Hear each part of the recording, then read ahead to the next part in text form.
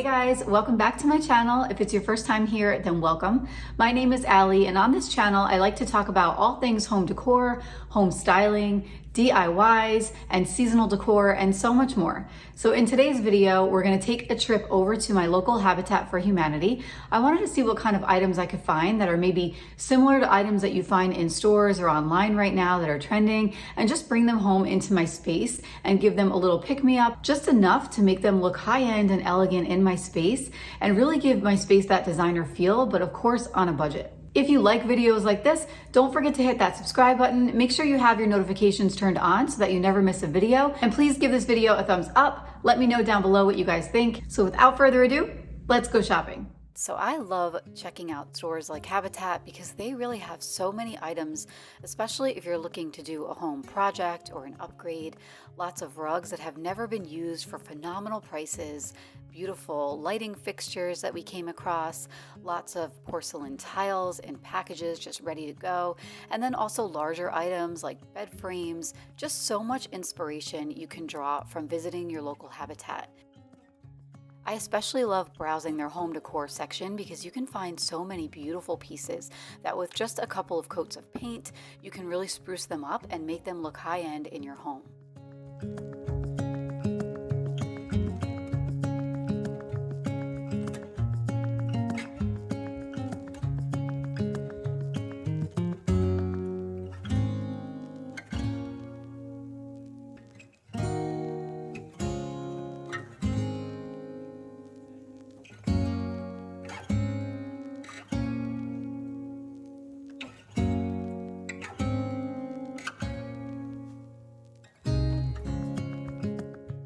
We are back home now, and these are the items that I found.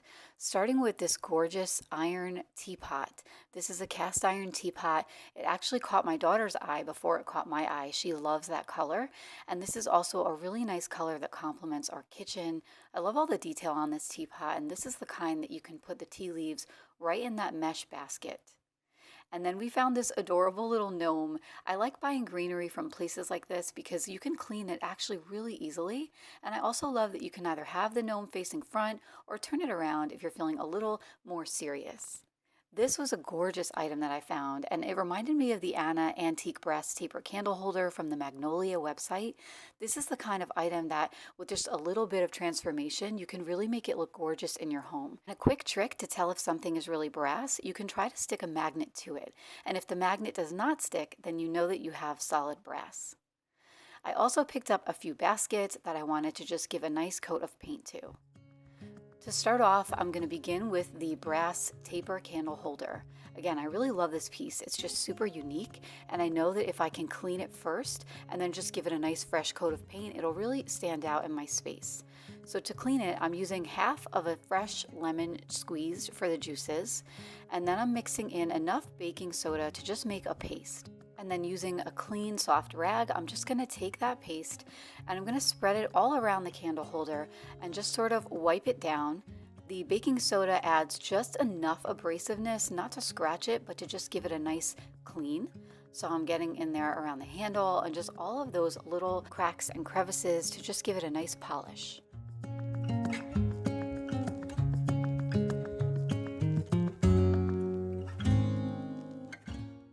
Once I'm done scrubbing it, I'm just giving it a quick rinse under some warm water. Now you can see how much shinier it is. It definitely does have some tarnish. You can see some spots along the bottom and also along the top where the taper candle will actually sit. So I'm really excited to just give this a nice fresh coat of spray paint and then start from scratch with adding a little bit of distressing.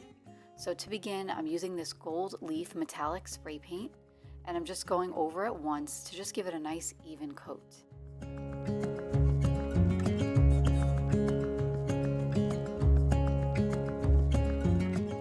And on top of that, I'm layering on the satin khaki spray paint to just make it a little bit less shiny since I'm really going for that antique look.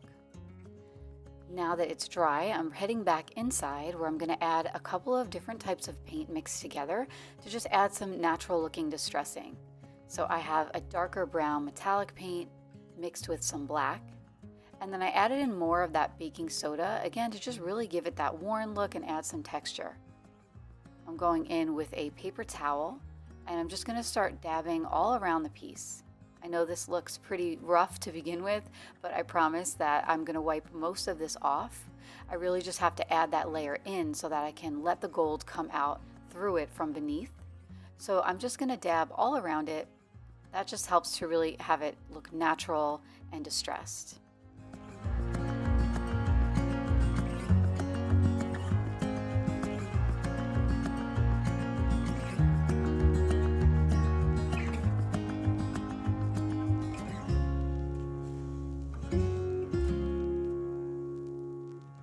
Now I grabbed a smaller paintbrush and all I'm doing is I picked up some of that black darker paint and I'm going in around that textured area there, all around the rim. And I'm also going to do the same thing around the rim up top where the taper candle sits. So what this does is this just allows that darker color to seep into all those little cracks there. And then I dab it off slightly to make it look more distressed. This makes it look a little bit more lived in, a little bit more natural. Again, same thing around the rim there and using the same method with my paper towel to just dab the excess off.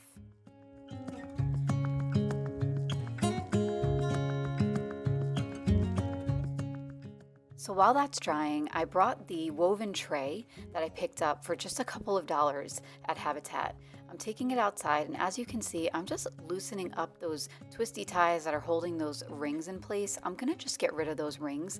They really didn't do much, they were beat up and I don't really feel that the tray needs them. So I took that satin khaki that I used earlier and I'm just giving this tray a nice even spray all around it to just give it a nice little pick-me-up. Again, it's not a huge change, but adding that fresh coat of paint in that khaki color gives it a nice upgrade. I did the same thing here with this other small square basket.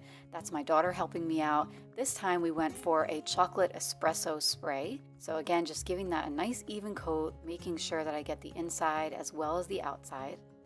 And then after I coated it once with that espresso, I took that satin khaki spray and now I'm just sort of going around in brush strokes from left to right to just add a little dimension to it and not make it so flat.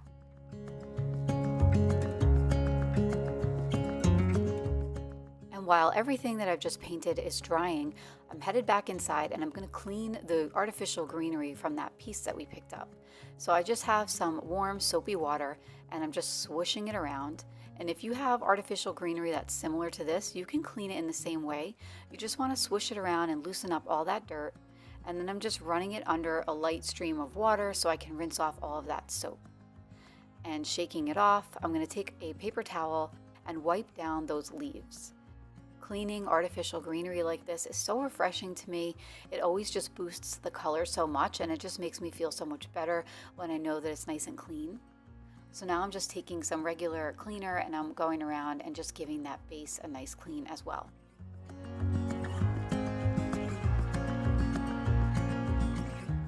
Next up is the teapot here. So in this case, I'm just giving this a nice clean with some warm soapy water. And this actually matches my kitchen really well.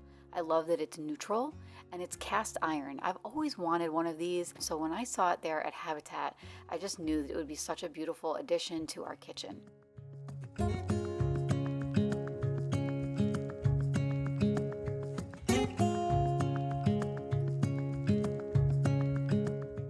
To style this piece, I'm going to layer in some cutting boards to the left of our stove here. And then I've got this black footed oval tray. And I like the black because I think it will really make this color pop nicely and it also ties in with the handle of the piece. I love all the natural elements here. I'm adding in my lamp to the left and then I've got the artificial greenery piece. I'm going to flip it around this time just because I kind of want to see what it looks like without the gnome facing and I think it looks perfect. Adding in a selenite tea light candle holder and now the look is complete.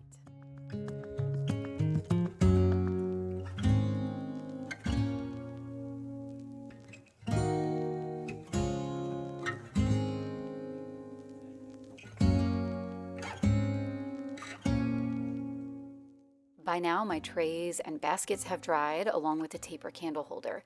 So I'm going to begin by styling this tray on our coffee table. So into the tray, I'm placing this large textured vase with these beautiful sedum stems. And I'm going to try this taper candle holder right there on the tray. I'm placing a battery operated taper candle into it and it fits perfectly. And now, just to complement both items, I'm going to add in this piece of quartz. I always love adding in a stone element, just mixing in those natural elements together with the brass and the greenery. And I think that this looks absolutely beautiful. I love the distressing on it. I love how all of the materials play off of one another. And I think it's a great addition to our home and our coffee table.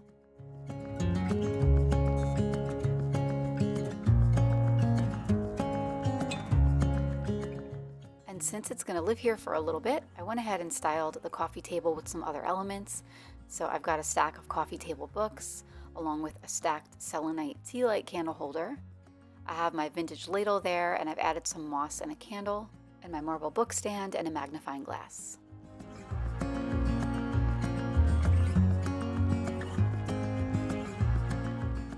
I decided to try out this darker colored basket on our end table next to our sofa. So I've got these Queen Anne's lace stems, and I've just bunched the bottom of the stem down really low so that these can sit nice and low inside the basket. I'm adding in a couple of eucalyptus stems just to really fill this out and add another floral texture while keeping it neutral and fresh for spring. I'm adding in a sculptural element with that elephant with the trunk up in the back, and then another stone element here, which is that large piece of selenite stone with the battery operated tea light candle, and now the side table is complete.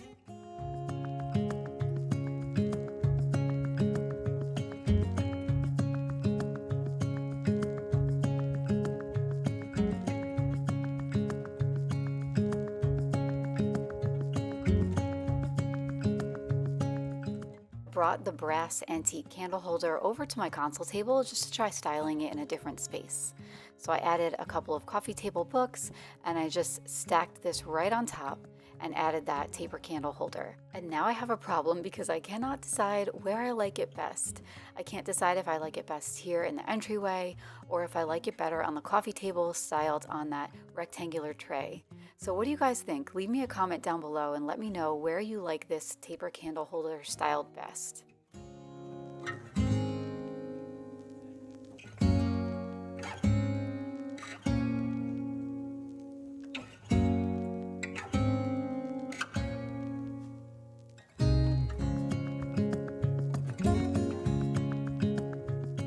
That's it for today's video. Thank you guys so much for watching. I really hope that you enjoyed this one. And if you did, please give this video a big thumbs up. Drop me a comment down below and let me know what you guys think, maybe what your favorite item was or your favorite styling vignette. I always love hearing from you guys, so I so appreciate your comments. I know this video is a little bit late this week. I shared with you a couple of weeks prior that I am currently running in a philanthropic competition in the Charlotte area called Visionaries of the Year to see who can raise the most funds and awareness for pediatric blood cancer. This is in honor of my daughter Penelope, who went through treatment for 2.5 years for leukemia. She's doing amazing right now, thankfully, and we are looking as a family to just give back to the community that has helped her so much and to make things better for the kids who will be diagnosed in the future. So that is something that's very near and dear to my heart, and it is a very intense competition. It runs for 10 straight weeks, and right now we are smack dab in the middle of it. My team is doing great, but we are still in this competition for 5 more weeks, and I really do want to win. I want to win for her. I want to win for my family. I just want to be able to raise as much as we possibly can and give back to this community, to this wonderful cause, and to really just pay it forward and make things better for the future children and families who will have to go through this journey, and just make it a little bit easier for them, make the treatments better. So if you can help me do that in any capacity, I'll put that link down below for you, and I'll also link a video that explains more about my cause. But just in case that you've been watching and you're wondering why I'm a little bit late, that's why. And I'm going to continue to work as hard as I can for the next 5 weeks, but I'll still be, of course, putting out videos. So thank you so much for being patient with me. Thank you, of course, for supporting me, whether that be through a donation on my link here or just purchasing mentioning items that I recommend. All of it really does help my channel, and I really appreciate you guys being here. I can't say that enough. I'm so thankful that I get to make these videos. I also love knowing what you guys like. So if there's a video that you would like me to do, or something that you want to learn, something that you want to see, please leave me that comment down below. Let me know what that is, because I really try to take that into consideration when I'm making these videos, and I love being able to connect with you. Thank you again so much for watching, and I will see you next time. Take care.